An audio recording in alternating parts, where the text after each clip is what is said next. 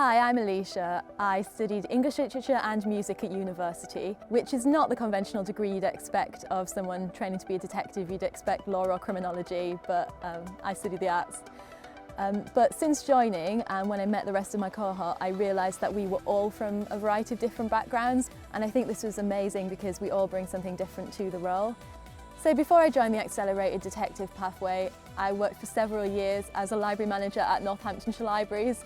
Now you might think that this is a completely different career and why would you choose to be a detective after working in libraries? But I see that there was actually a lot of similarities. I saw an advert online which said this could be your first major breakthrough, uncover your skills and train to be a detective with Northamptonshire Police. And I thought, well, this looks so interesting.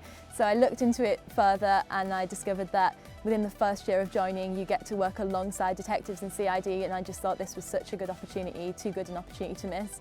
So before joining, I did have some concerns, such as what being a police officer would do to my social and domestic life. But I found that shift working is hard and it's not for everybody, but you find your own way to manage it and you get used to it. It's natural as well that I did have some concerns about dealing with aggression, but we received officer safety training as well as really good advice, and I think that it's about talking to people, and that very often if you talk to people you can de-escalate most situations. I've also got a CID mentor who's a detective inspector, so it's amazing that I can always go to her for help should I need it.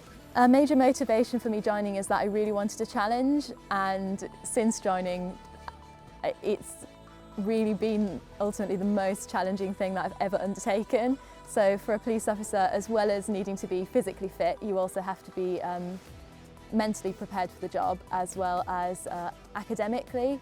I'm really lucky to have the most supportive friends and family that are behind me all the way. I think they were initially sceptical. You're joining the police, you know, where has this come from? But since I started and they've seen just how committed I am to doing it, they're behind me all the way.